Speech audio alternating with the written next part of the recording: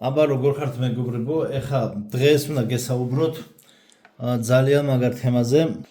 სიზმრების არქიტექტურის დასაკრავ სიაში ვისაუბრებთ სიზმრებზე და მოკლედ პოდკასტზე, ერთ-ერთ რუსულ პოდკასტზე ერთმა ბიჭმა მოყვა თავისი სიზმარი, რა სიზმარში სიზმრის ვარიანტი, ოღონდ ძალიან ბევრჯერ დაემართა. ესე იგი, შემიძლია მართლა ვთქვა, რომ ბევრი რამე მაქვს მოსმენილი რა, მაგრამ აი სრული შოკი, აი ორი დღე ვიყავი გაოგნებული. ორი დღე ვიყავი გაოგნებული, ეს მეთქი რა მოისმინა ჩემმა ყურებმა რა. ვთარგმნე, ხა ეს ბიჭი მე ემოციურად ყვება, ოღონდ მოგონილი არ არის, მართლა აი ამ ბიჭმა მოყვა და ისე თქვა მინდა რომ აი ამ ბიჭის მონაყოლი და რაც მოხდა ეს ფაქტი, რომ აი სიზმარში სიზმარი ბევრჯერ რომ დაესიზმრა და არის სიზმრების გამეორებები ხოლმე და რაც, მაგრამ სიზმარი რამდენიმეჯერ რომ დაესიზმრა, ეს მეტყველებს იმაზე, რომ სიზმრებს გააჩნია თავისი არქიტექტურა, ანუ თავისი არხები, თავისი ესე ვთქვათ კანალები, თავისი სერვერები, თავისი ესე ვთქვათ ნაკადები, ანუ საინფორმაციო ნაკადები. ეს არის, არ ვიცი, ასტრალური სხეულის თუ სულის სამყარო, რა, ეს აშკარად სამყაროა. უბრალოდ ჩვენ იქ მატერიალური, ესე ვთქვათ, შეხება ესე ვერ აქ როგორც ვეხებით, ისე ვერ ვეხებით და გრავიტაცია, ეგრეთ წოდებული გრავიტაცია არ არსებობს, მაგრამ აი გრავიტაციას რასაც უძახით ჩვენ, ვთქვათ, დედამიწაზე რომ დავდივართ და ესე ვთქვათ, მაინც სიმძიმის ძალით დედამიწაზე ვდგავართ, ხო? იქ არა ვართ ამაზე დამოკიდებულები რა. ანუ იქ ფრენა შეგვიძლია, კეტლებში გავლა შეგვიძლია და უამრავი რამ შეგვიძლია. სუპერძალები გვაქვს. ანუ სუპერძალების სრული პაკეტით ვართ დაჯილდოებულები. სანამ დავიწყებ თემას, დიდ ვიდეო არ იქნება, მაგრამ ძალიან საინტერესო იქნება. სანამ დავიწყებ ამ იმას, ესე იგი დონაციებთან დაკავშირებით დიდი მადლობა, მაგრამ მოკლედ ესე გადავწყვიტე, რომ თვეში ერთხელ ან ორჯერ, ან თვის ბოლოს, ან თვის შუაში შევხედავ, როგორ დაგროვდება ხოლმე შეკითხვები, ცალკე ვიდეოს გავაკეთებ კითხვებზე პასუხი და თარიღს მიუთითებ ხოლმე და იქ იქნება დონაციების კითხვები და გინდა დონაციის კითხვა, გინდა არა დონაციის კითხვა, რაც იქნება რაღაც საინტერესო შეკითხვებზე პასუხები. ანუ თქვენი დონაციების შეკითხვებზე პასუხები იქნება ცალკე ვიდეოში, იმიტომ რომ ძალიან აირევა უკვე თემები რა. ანუ თემატურად რომ მაქვს დაყოფილი, მე ძალიან აირევა, იმიტომ რომ საერთოდ სხვაგან უნდა გადავიდე სხვა თემებში. იქ ზოგან პოლიტიკა, ზოგან რაღაცა არის და ანუ და მსმენელისთვისაც არ იქნება კარგი და მეც თავში ამერევა ყველაფერი. ამიტომ ამ იმას ჩამოვწერ და მე ვიდეოებში ტელეფონში და იმაში გავიხილავთ რა პასუხებს, ზოგზე მოკლე პასუხი მექნება, ზოგზე ვრცელი და ცალკე ვიდეოს ჩავწერ 1.5 საათიან ვიდეოს და დონაციებზე გაგცემთ პასუხს აწი ცალკე ვიდეოში რა. ძირითადად ასე გავაკეთებ, ანუ თვეში ერთხელ ხოლმე, აი თქვა სექტემბერი ხო არის, ეხლა ანუ ან იქით აკვირაში, ან თვის ბოლოს შევხედავ რა, თვეში ერთხელ ან ორჯერ გავცემ პასუხს ერთი ან ორი ვიდეოთი რა და მოკლედ არ გეგონოთ რომ დამავიწყდა ან ვერ დავინახე ან რაღაცა. მადლობა დონაციებისთვის, შეკითხვებისთვის და კომენტარებისთვის და მე გირჩევთ რომ ამ ვიდეოზე დააკომენტაროთ თქვენი სიზმრები. ოღონდ აი მე ვამბობ ძალიან საინტერესო და უცნაური რა დაგსიზმრებიათ. ახლა YouTube-ზე ცოტა ვრცელი კომენტარის დაწერა შეგიძლიათ და რამე უცნაური რაც კი დაგსიზმრებიათ, რომ დააკომენტაროთ ერთმანეთს გაუზიაროთ ეს აზრები, მეც გეტყვით ახლა რაღაცებს ვიტყვი ამ ყველაფერთან დაკავშირებით, ჩემთან უცნაური რა მოხდა მაგალითად ამ ბოლო პერიოდში და საინტერესო იქნება. კიდე დავამატებ ერთ საკითხს, ანუ ჩვენ ახლა ანუ სიზმრების არქიტექტურას კიდევ ერთხელ ვიტყვი, რომ რა მიმართულებით მინდა რომ განვიხილოთ. ეს ფენომენი მე ძალიან მაინტერესებს, რა ვიცი, რატო არ უნდა მაინტერესებდეს, ხო? უბრალოდ რელიგიურად ჩვენთან მაგალითად მართლმადიდებლობაში აკრძალულია, ანუ ამების ანუ სიზმრებით მკითხაობა. ანუ ეს რას ნიშნავს, ეს იმას ნიშნავს, ეს ამას ნიშნავს და ასე შემდგომ. ჩვენ არ ვკითხავთ, სიზმრებზე არ ვკითხავთ და ესე ვთქვათ, რა წინასწარმეტყველება შეიძლება მოხდეს ამით და არა და მიუხედავად იმისა, რომ აი როგორც ხაზებია, ხო, მიუხედავად იმისა, რომ სიზმრებში მოცემულია ერთდროულად წარსულის, აწმყოსა და მომავლის ინფორმაციები. იმიტომ რომ თქვა ყოფილა შემთხვევები, რომ ვიღაცა ნაცნობი შეგვხვედრია, წესით არ უნდა გენახა და უცებ იღვიძებ და მართლა იმავე დღეს დილასვე გადიხარ სამსახურში და იქ სადღაც ხვდები იმ ნაცნობს, რომელიც სიზმარში ნახე. არა და წეს არანაირი ლოგიკით არ უნდა გენახა რა. ამიტომ ეს მატრიცის თემაა რა. მატრიცის თემაა ძირითადად და მაგრამ ახლა აქ სიზმრების არქიტექტურის დასაკრავსიაში მექნება.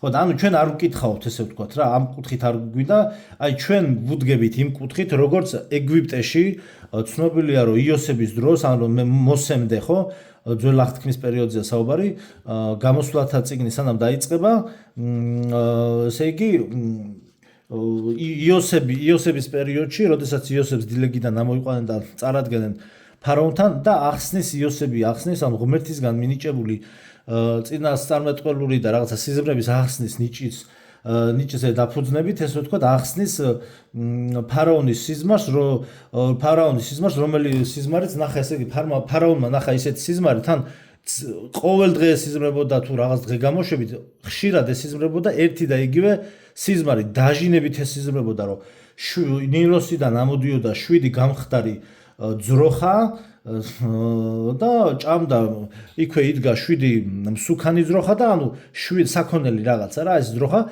7 გამხდარი ძროხა ამოდის ნილოსიდან, ჭამს ამ 7 მსუქან ძროხას და ისევ გამხდარი რჩება.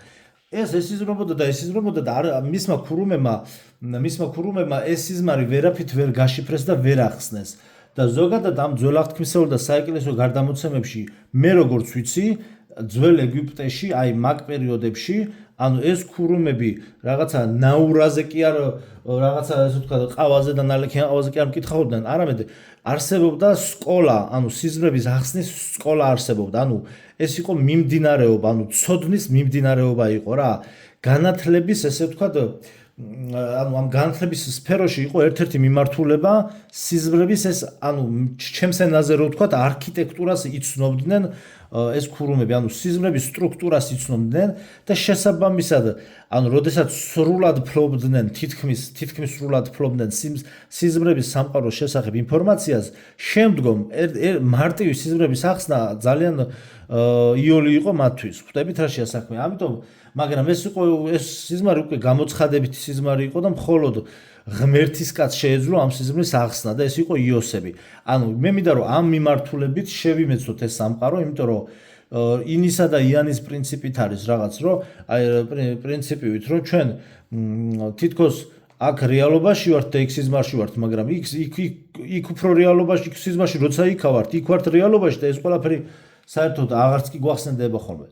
ანუ სად გადის ზღვარი რეალობასა და არარეალობას შორის, ამაზეა საუბარი. ეხლა პირველ რიგში ხო, სამომავლოდ მინდა რომ ეს მატრიცის თემებში შევიყვანო ეს სიზმრების არქიტექტურის თემა, მატრიცაში გავაერთიანო, იმიტომ რომ მატრიცის მიმართულებით და მე სარკეების მისტიკის თემაც რა და იქნება სამომავლოდ ან გაისადან არ ვიცი როდის რომ იქნება დამიგროვდეს რაღაც ინფორმაცია რომ წიგნად მინდა გამოვცე. თუ ცოტათი ილუსტრაციებიც იქნებოდა კარგი იქნებოდა ცოტა ილუსტრაციებიც რომ დამერთო რა და ესე იგი ეს მე არ მომიყორი. აი ახლა გეტყვით რა, ერთი სიზმარი მე რაც ვნახე და მე წავიკითხავ ინფორმაციას, რომ აი ბოლოს რაც ვნახე, ადრე ჩამრთველებზე ვთქვი მე რომ ჩამრთველების მიხედვით იმ ნატურები ინთვებოდა თქო და მაგას აღარ მოყვები, მაგრამ ბოლოს რაც ვნახე, ხო ბოლოს ესე იგი აქ მიწერია ვარ დამიწყნო და ესე იგი ორი ფაქტი მოხდა. ხო, ორი ფაქტი მოხდა. ფერები აღვიქვი, ანუ სხვადასხვა სიზმარში, ერთ სიზმარში აღვიქვი ფერი, წითელი ფერი თუ რაღაცა ფერი იყო აღვიქვი, ანუ იყო ფერების გარჩევადობა, ერთ-ერთ სიზმარში სურნელით შევიგრძენი, რაღაცის სურნელი იყო, სუნელები იყო თუ რაღაცა და ერთი სიზმარი და მე სიზმარა მოკლედ რაღაც სიზმარი იყო, ну, აი საერთოდ ზედმეტი ალაპარაკი ჩვეულებრივად რეალობაში ვიყავი, ესე იგი რესტორანი იყო, აი როგორ გითხრათ რა, ეგით რა, სანაპიროზე რომ დიღომში რესტორნებია სტანდარტული და შაბათ-კვირას ხალხი კეიფობს და ტაშფანდური მიდის. აი ეგეთი ორსართულიანი რესტორანი იყო, რაღაც ესეთი რკინის ლამაზი მოჩუქურთმებული გისოსებიანი რაღაცა მოაჯირებიდან მთელი თემები, სტანდარტული რაღაცა ქართული რესტორანი იყო. ხო და პირველ სართულზე იყო საპირფარეშო რა. ხო და მოგეთ ზევით რო ვიყავით, ქვევით ჩამოვედი. რაღაც დეტალები ხა უკვე დამავიწყდა, რაღაცა ხდებოდა იქა. კეიფი დროს წარბა ღრიანცელი მოკლედ და საპირფარეშო იყო მოკლედ დიდი, ანუ ძალიან ფართო დიდი ოთახი იყო რა, ერთი დიდი ბინა რო გააერთიანო, ერთი 100 კვადრატი იყო ალბათ საპირფარეშო რა და ესე იგი განაწილებული იქ რაღაც საპირფარეშოები, ონკანები, რაღაცები და ანუ შესასვლელთან ცოტათი აი კედლის მხარეს, თრა ცენტრში არა, მაგრამ კედლის მხარეს აი შადრევანივით იდგა რა, აი დეკორატიული შადრევანივით რამაზი იდგა და ხო მეტლახები და ეს მეტლახები იატაკზე რაც იყო დაგებული და კაფელები და ისინი სულ იყო რაღაც მოზაიკები და ჩუქურთმებიან მოზაიკები და მთელი თემები და ვიღაცა მი თითქოს გააფრინა იჩხუბა და ეს ხელები უტყა რაღაცები ჩაარტყა და აი ეს მოზაიკიანი და ლამაზი კერამიკის შადრევანი იყო ლამაზი რა დეკორაციული ეს გატეხა დაამტრია რა და კიდე რაღაც მეტლახები იყო დამტრეული ხო და თან აი რელიეფური დეკორაციული ეს კერამიკის შადრევანი რო შევედი დამტრეული იყო უკვე და თუ ხმაური გავიგეთ თუ რაღაცა და რო ჩვეულებრივი რეალობა იყო ხახნო აი რო შევედი რისი თქმა მინდა რო შევედი ანუ ამ კერამიკის აი როგორ ვთქვა რა ეხა სიტყვას აი ხა აი ჭიქა მაქვს აი ეს ხო რომ დაამტრუია რა სიტყვაზე ხო ეს წამს აი ეს ჭიქა რომ დაამტრუია ხო ანუ ეს ხო მოღუნული ნატეხი იქით ეგდება მეორე მოღუნული ნატეხი აქეთ ბრტყელი ნატეხი და ზედა ნაწილი იქით ეგდება ანუ რაღაცა ამის დამტროების ჭიქის დამტროების ნაწილი ფურცლებისგან ხوار შედგება ანუ ამის მაგივრად დაყრილი ფურცლები ხوار იქნება დახატული ჩუქურთმებით ანუ რისი თქმა მინდა რომ რეალობა ჩვენ თუ ამას დავამტრევთ რა ფორმატს აქვს თუ დავშვილით ესე თქვა სამგანზომილებაში ამას თუ დავხაზავთ და დავშვილით ეგრე იქნება დამტრეული ხო ასეა აი ზუსტად ეგრე იყო რელიეფურად ესე იგი და მოზაიკურად იყო დეტალები ისე ეყარა ძირს და დამტროებები აი როგორც რეალობაში ფეხიც მივყარე წყარულის ხმაც იყო და აი რას მომწე რომ დავამტრიო ხო სიტყვაზე ეს ყვავილი ხო სადღაც ცალკე იქნება მეორე ფოთლის ნატეხი მეორე ფოთლის ნაჭერი მეორე ნატეხზე ცალკე ეგდება მაგრამ ესენი რო ავკრიფო და შევკრა ხო შემიძლია რომ ავაწყო მე სიტყვას და დავაწებო ხო შემიძლია ეგეთ რაღაცა აი ამ მოზაიკის დეტალებს რო უყურებდი ნამსხვრევები ძრის რო ეყარა ანუ იმდენად დეტალიზირებული იყო რო უყურებდი ეხლა მეთქი ხეს რო ავიღო ჩვეულებრივ ავაწყობ მეთქი რა ანუ ერთმანეთში ჩაჯდებოდა ესეთი დეტალიზაცია ეს უკვე არის აშკარად ახალი განახლება აი აქ ეხლა მე ვიტყვი და შეგახსენებთ TikTok-ზე მე ვთქვი მატრიცაში არის ახალი განახლება ნუ ამ განახლებით მე როგორც დამიკომენტარეს სხვებით სარგებლობდნენ ადრე რომ ახალი განახლება ივნისის განახლება რომ ვისაც ესე იგი ტელეფონით სარგებლობა სიზმარში არ შეეძლო ეხლა უკვე სიზმარში შეგიძლიათ ტელეფონით ისაუბროთ ბოდიში ისარგებლოთ სხვადასხვა აპლიკაციებში ანუ სიზმარში სხვადასხვა აპლიკაციების გამოყენება შეგიძლიათ დაახლოებით 2 თვის წინ მე პირადად ძმაკაც ველაპარაკე კამერაში მესენჯერში თან ჩემი ოჯახის წევრებიც გვერდზე მეთქი და ველაპარაკებოდით ეს ეხა აი როგორ რაღაც არის მე ჩვენ აქ უნდა ვისაუბროთ ჰაერის მცველი დემონების შესახებ რომ აქ პერსონაჟები რომლებიც შემოდიან ანუ ჩვენს რეალობაში ნახეთ რა არის მატრიცაში ჩვენს რეალობაში ისინი ვინც არიან ბოტები ანუ NPC მოთამაშეები ვინც არიან ესენი ამათ უბრალოდ ფიზიკური აბალოჭკა გააჩნიათ ნუ იქ ბოტებშიც რა თქმა უნდა განსხვავება არის ბოტი აი ბოტმა შეიძლება ესე თქვაზე გამოღვიძებულის ვიდი მიიღოს ანუ სახე რა მაგრამ ეს ეგეთი ბოტი გადაპროგრამირებას ექვემდებარება რა აი მე მაგალითად როდესაც ვარ რეალობის შემოქმნელი შემიძლია გადავაპროგრამო ბოტი გადავაპროგრამო რა ანუ მე ხა მაგალითად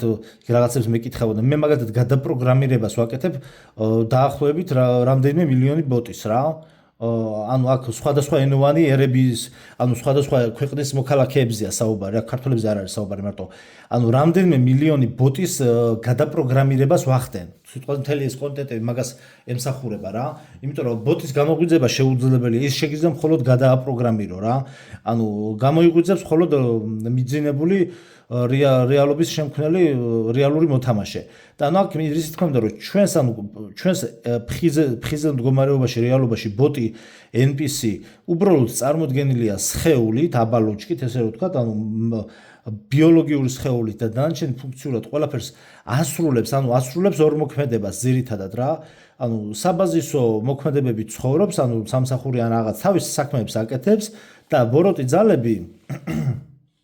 ბოროტი ძალები მათ იყენებენ, ესე ვთქვათ, როცა დაჭირდებათ ნებისმიერ მომენტში.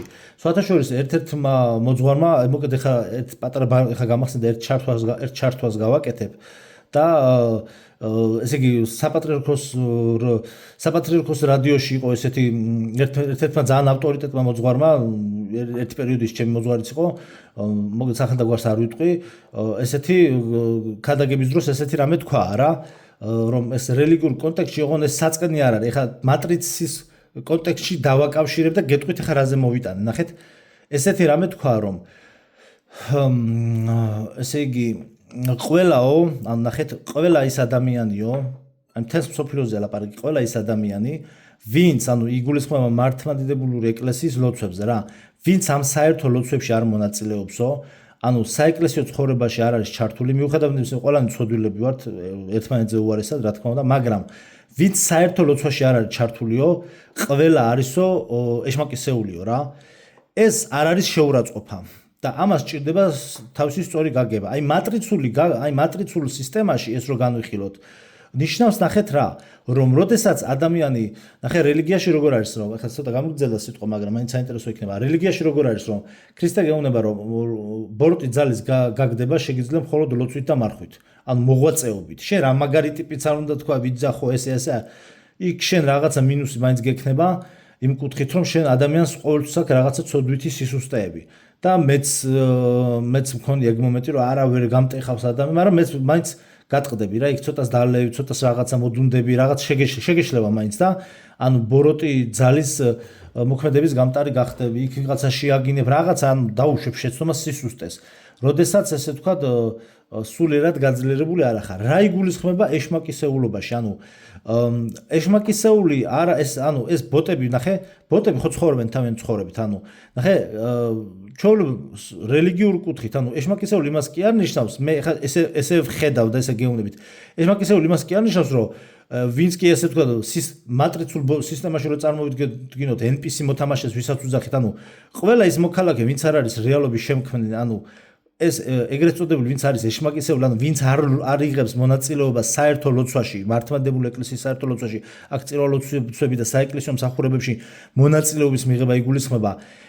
ეს ხალხი ქვას კი არ ისვრის დილიდან საღამოდ და რა და ძალიან ბევრი მართლა ისვრის ქვას, ხო? მაგრამ როდესაც კი რაღაცა კონფლიქტურ სიტუაციაში, სიტყვაზე, როდესაც სისტემაში სადღაცა ტერიტორიაზე შედის რეალობის შემქმნელი და ან ბოროტ ძალას უნდა რომ ამას ენერგია გამოწოვოს და იქ რაღაც კონფლიქტი წარმოშვას, როგორც ფილმ მატრიცაშია, მე არ ვიცი ხა რამდენად გასაგებად ვსაუბრობ, მაგრამ იმედია მიხვდებით, როგორც ფილმ მატრიცაშია ნეო, სადაც კი არ წავიდა, ნეო ქრისტეს განასახიერებს რა, ამ მაგ სიტუაციაში, რომ რჩეულობით, რომ და იქ ბევრი რამით კიდე მაგასაც ჩვენ მოვადრო და ფილმი მატრიცის განხილვამდე მივართ, რომ როგორც ნეო, სადაც კი არ წავიდა, ხო? ნებისმიერ ქუჩაში გამვლელ ადამიანში შეუძლია ამ აგენტ სმიტს, ანუ აგენტი სმიტი არის სისტემა, რა სისტემა, ამაზე ჩვენ ვისაუბრებთ, რომ ეს აგენტი სმიტს ნებისმიერ ადამიანში შეუძლია შევიდეს, სახე მიიღოს, აი როგორც ფილმშია, ისევ აგენტი სმიტად გარდაიქცეს და გარდაისახოს და მოკლედ ეს ნეო სადაც კი არ გარბის, ყველგან ეს აგენტი სმიტები არიან და ჩხუბობენ. მაგრამ ეს აგენტი სმიტი ხო არ დაეტაკა ყველას ერთად, ანუ იქ ბოტი მიდიოდა, ჩვეულებრივი NPC მოთამაშე და იმას კაცო ის როცა დაჭირდა შევიდა. ანუ აქ არის ნაჩვენები, რომ ბოროტი ძალა ეგრევე შედის ნებისმიერში, რომელსაც არ აქვს დაცული თავისი ესე ვთქვათ სულიერი გარემო, რომ თუ არ აქვს დაცული ლოცვით, მარხვით, ზიარებით, აღსარებით, ანუ საეკლესიო საიდუმლოებებში მონაწილეობის მიღებით შენ დაცული თუ არ ხარ, სხვა შემთხვევაში შენ ხარ გამტარი. აუცილებლად ოღონდ შეიძლება 50 წელი იცხოვრო, უპატიოსნესად, ძალიან ზნეობრივი იყო, უკარგესი ადამიანი იყო და ძალიან ბევრი ფაქტი არსებობს მსგავსი სიტუაციების, რომ რუსულ გადაცემებშიც, ქართულ რეალობაში გადაცემებშიც გვინახავს ათასნაირი მანიაკური ისინი ფილმები და სიუჟეტები, ამერიკულშიც ეხლაც რამდენი კვლევა მიდის, რომ ყოფილან ადამიანები, რომლებსაც მთელი ცხოვრება უპატიოსნესად, აი თით საჩვენებლად გაუტარებიათ, მაგრამ სადღაც 51 წელს გაასულა და ამოუხოცავს ერთი 20 კაცი.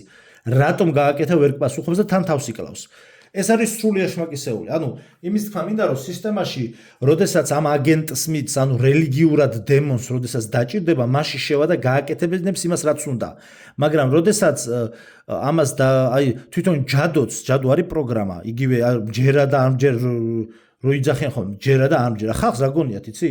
აი ხალხს გონია რომ დრო იტყვის რომ მე არ მჯერაო, ეს ჯადო არ შეეხება. მოდი ხა მე შენ ქვას გესვრი და ჰაერში რო იქნება ქვა, შუაში სანამ ჰაერში იქნება თქვი რომ მე ამ ქვის არსებობის არ მჯერაო და რო გაგიტყდება თავი მე რას ნიშნავს? ანუ რო იტყვი რომ არ მჯერაო, ესე იგი ქვა გაქრება თუ თავი აღარ გაგიტყდება. აი რაღაცა ბავშვური ლოგიკა, არ მჯერა ჯადოსი, რაც ქვია არ გჯერა.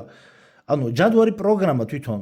ანუ და აი ზუსტად ამ ანალოგიურ პროგრამა და ზუსტად აი ამ პროგრამირებისგან მატრიცაში ანუ სხვანაირ დაცულობა აქვს უკვე აი ადამიანი რომელიც ცდილობს ან განხრთობის გზა გაიაროს ასე თუ ისე გამოდის იმას აქვს მეტი დაცულობა ამაზე საუბარი და ბოროტ ძალას არ შეუძლია იოლად ესე შესვლა მასში და ანუ ის როგორც მარიონეტი ესე ადვილად რომ მართოს ამასთან დაკავშირებით უამრავი წინა მამის ნაშრომი არსებობს და იმ ამპაისისაც უწერია და ძალიან ბევრი რამე მაქვს საკითხული რა და ეს ჩვენზე ჭკვიან ხალხს აქვს ნათქვამი და ეს თქვა მამაო მეს ქადაგებაში რომ ახსენა ეს არ ნიშნავს რომ ვიღაცის ან ესე თქვა დისკრიმინაცია ვიღაცის გარიყვა ან ვიღაცის შეურაცხყოფა ან დამცირება არა ეს არის რეალობა სხვა რელიგიებზე საერთოდ აღარ არის საუბარი რა აქ მართლმადიდებლობაზე და ყველა სხვა დანარჩენ ადამიანზე იმიტომ რომ არსებობს ერთი რელიგია არსებობს ერთადერთი ესე თქვა ზიარების აქტი და ასე ვთქვათ, რაც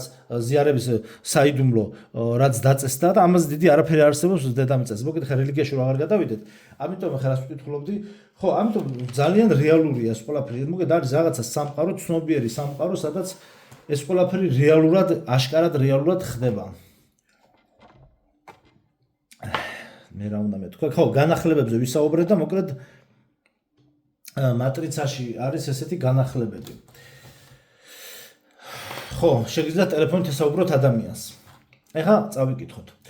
პირველ რიგში პირველ ნაწილში წავიკითხოთ, ესე იგი, სიზმრები წარმოვიდგინოთ, ნახეთ, წარმოვიდგინოთ სიზმრები, აი, თამაში, მაგალითად PUBG ვინც თამაშობს, ან მობილურ თამაშებს ვინც თამაშობს, აი, წარმოვიდგინეთ, რომ PUBG-ში ან რაღაც თამაში რო შედიხარ, ანუ როცა გძინავს, ეგ იგივეა, რომ როცა იძინებ, ეგ იგივეა, რომ ჩართო თამაში და შეხვიდე შენ კონკრეტული თამაშის სერვერზე.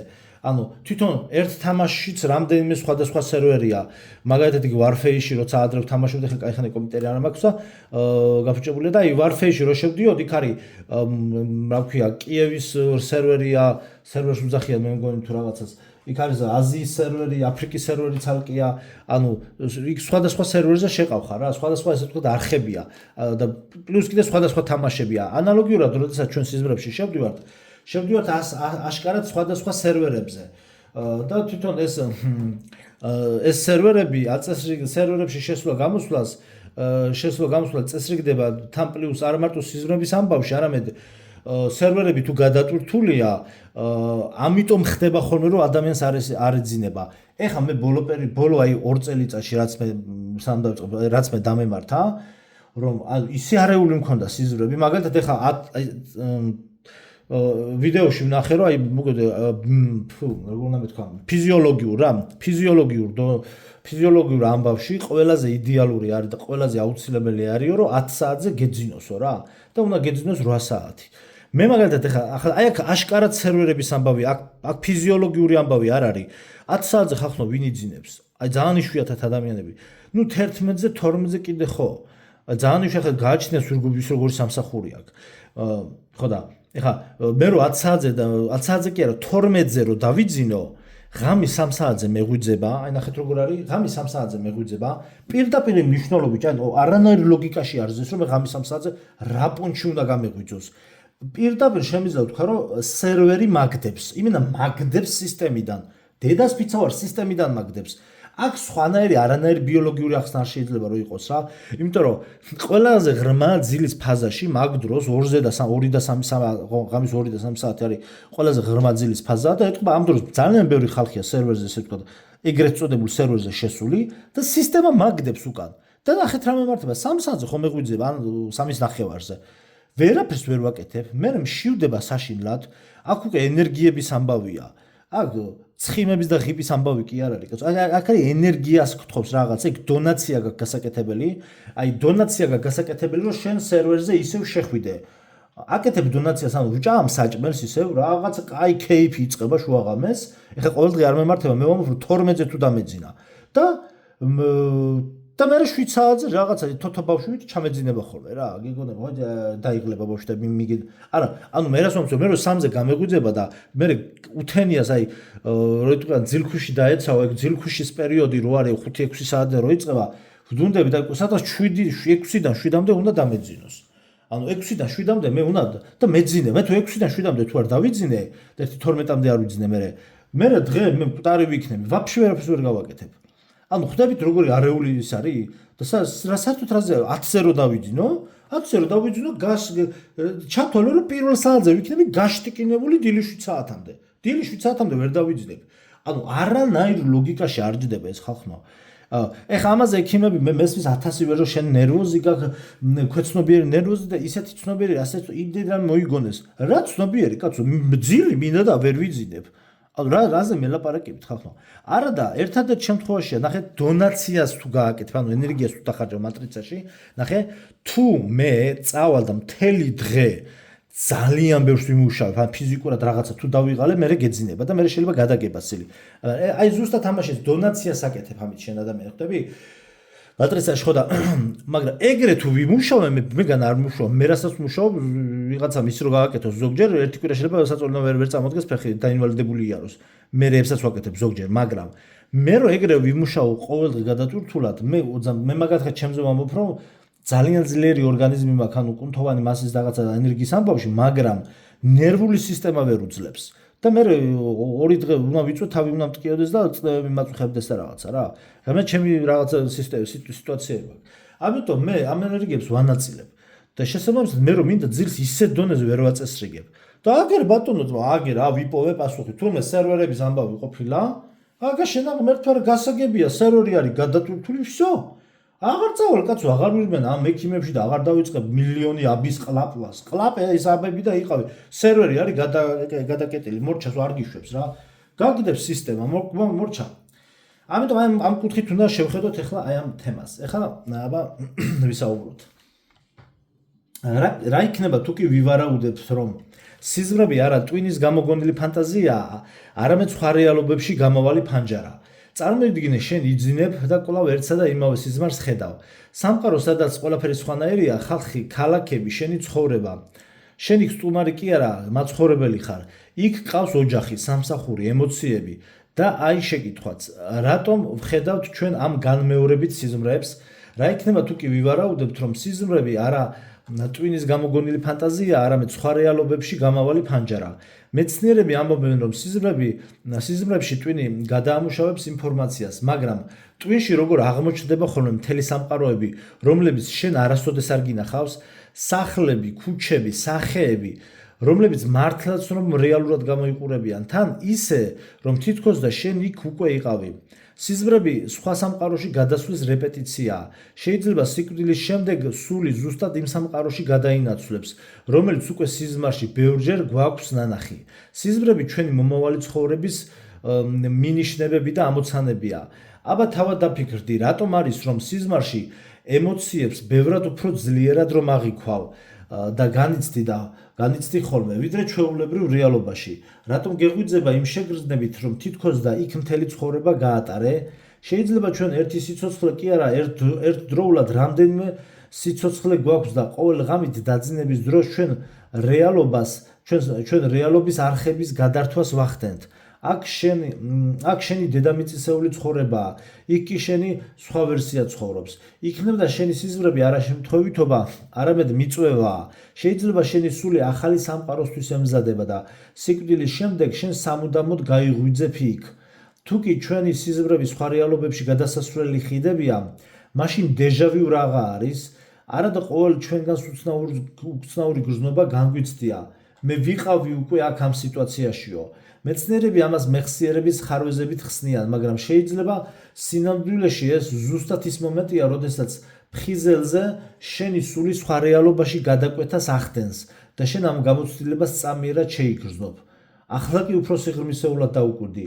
შენ სიზმრებში შეგიძლია რომ იფრინო, მკვდრებს ელაპარაკო, კედლებში გაიარო. რატომ? იმიტომ რომ იმ სამყაროში სხვა ფიზიკის კანონები მოქმედებს. ჩვენ გრავიტაციასა და მატერიას მივეჩვიეთ, მაგრამ სიზმარში შენი სული შეგახსენებს რომ შენ სხეულით შეზღუდული არ ახარ, შენ მუდმივი ხარ.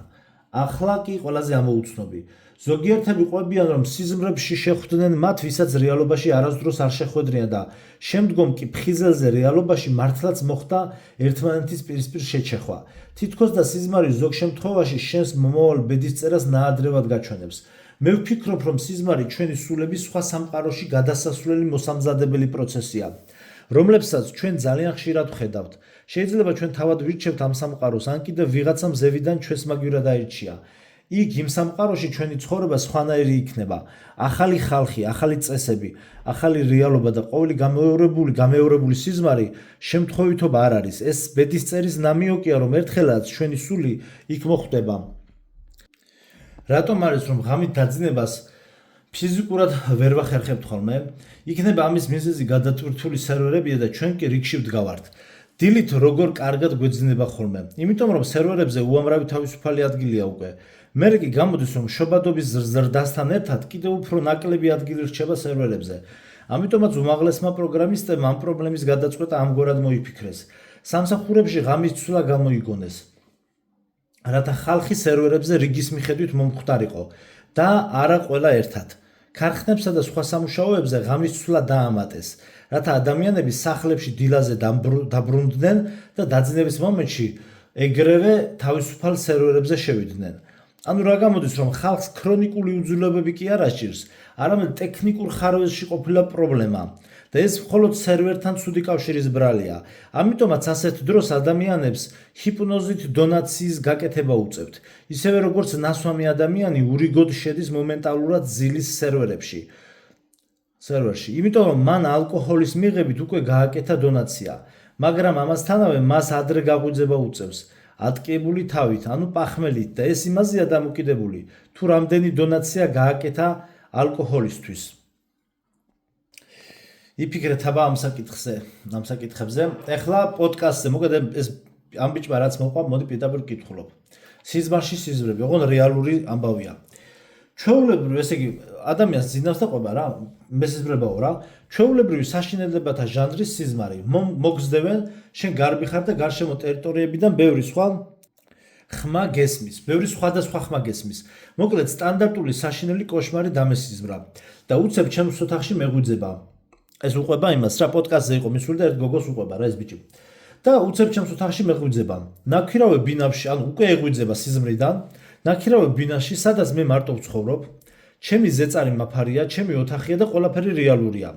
ჩემგან მარჯვნივ ჩემი მეგობარი ზის დივანზე და მარცხნივ კიდევ მეგობარი გოგო ზის. იქით ბიჭი ზის, აქეთ გოგო. მოშორებით ჩემი ლეპტოპია ჩართული, რომელიც დაძინებამდე ჩართული დავტოვე და უცებ ეს მეგობრები მეუბნებიან. არწიომ გაიღვიძე, შენ რაღაცა კოშმარი დაგესიზმრა. ბოდიში, მაგრამ ჩვენ იმისთვის მოვედით, რომ დაბადების დღე მოგილოცოთ. სიურპრიზი გაგიკეთეთ და კოშმარში რა ხმებიც გესმოდა სინამდვილეში ეს ჩვენ ვლაპარაკობდით და არ შეგეშინდეს. ჩვენი ხმა ჩაგესმოდა ძილში და ეტყობა შეგაშინეთ. მე უცებ ამოვისუნთქე, მადლობა ღმერთს ეს რა საშინელება ვნახე. ცოტა ხანში მათთან ჩვეულებრივად ვაგრძელებ საუბარს და მე უცებ მახსენდება რომ სტოპ, მოიცა. დღეს ხომ ჩემი დაბადების დღე არ არის? ვეკითხები მეგობრებს. ჩემი დაბადების დღე 2 კვირის შემდეგაა. ისინი მეუბნებიან, ჩვენ ნაადრევად მოსალოცად მოვედით. ესენი მართლა ჩემი რეალური მეგობრები არიან. დიდხანს ვილაპარაკეთ, სუპერ რეალისტური იყო ყველაფერი. ცოტა დროც გავიდა. მეც კარგად გამოვფხიზლდი და ვეუბნები, კარგი, წამოდით, წავიდეთ, სადმე დავსხდეთ, აღვნიშნოთ რესტორანში ეს ყველაფერი. და უცებ ვჩერდები და ვეკითხები, მოიცათ, ჩემს სახლში როგორ აღმოჩნდით? და ეს სახეები ხო უჭირავთ ტიპებს რა, ეს ხო იყურებიან, აი ეს სახეები ხო, აი ადამიანის სახე წარმოიდგინეთ, გიყურებს ხო? და ეს ტიპი ეკითხება რომ ჩემს სახლში როგორ აღმოჩნდით? მე ხომ კარები გასაღებით შიგნიდან მაქვს ჩაკეტილი? შიგნიდან მაქვს კარები ჩაკეტილი. აი ამ შეკითხვაზე მათ უკვე პასუხი აღარ ქონდათ, იმიტომ რომ ეს არალოგიკურია და ამ დროს მათ სახეები აი ესე ამოუტრიალდათ ამ მეგობრებს უცნაურები ხმები მესმის უცებ საშინელება და წკაპ და კვლავ ვიღვიძებ. მე კვლავ ვიღვიძებ ისევ ჩემს ლოგინში.